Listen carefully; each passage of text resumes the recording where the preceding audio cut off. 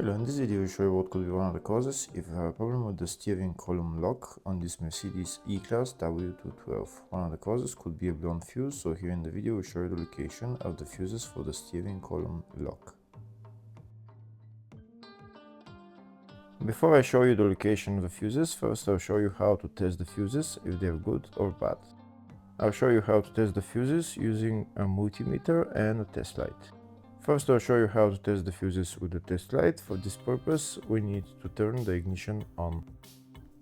This is the test light that I'm using. We need to attach the cable of the test light to battery negative or somewhere on chassis ground.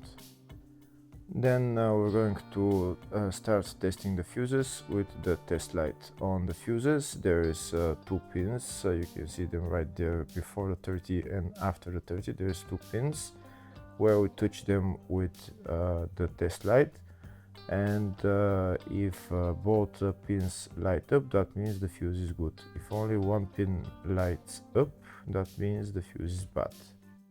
Sometimes none of the pins light up, that means that there is no power going to that fuse.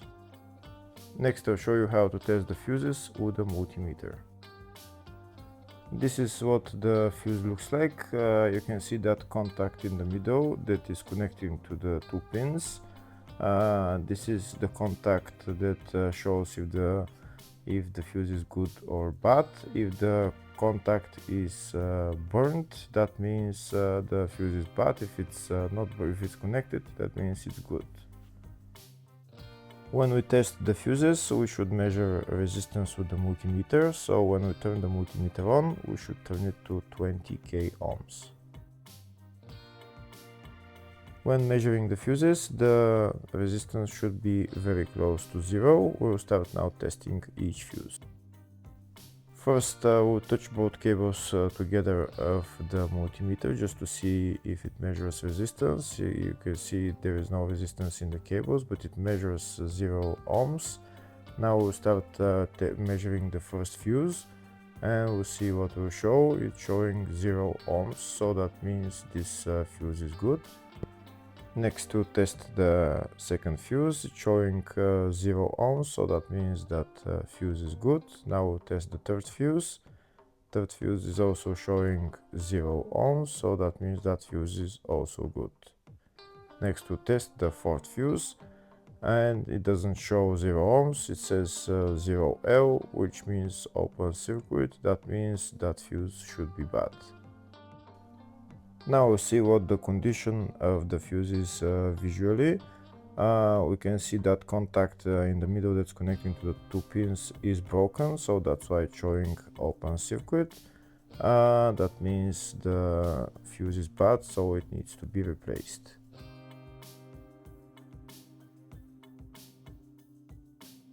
Next, I'll show you the location of all the main fuse boxes on this Mercedes E-Class W212. There is one fuse box in the engine bay area, and it's located right there, just underneath this cover. You need to lift this cover, and then you see the fuse box underneath, and that's the fuse box right there.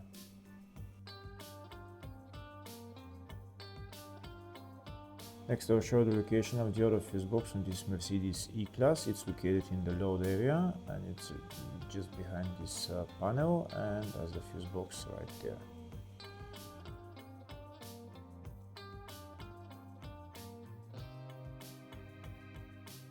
Next, I'll show you a diagram of the two fuse boxes. One of the fuse boxes is in the engine bay area, and the other one is in the load area.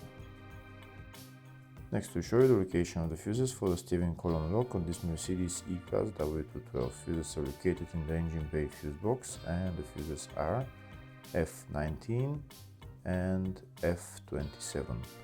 Hopefully the video was helpful. Please like and comment on the video and subscribe to the channel. Thank you.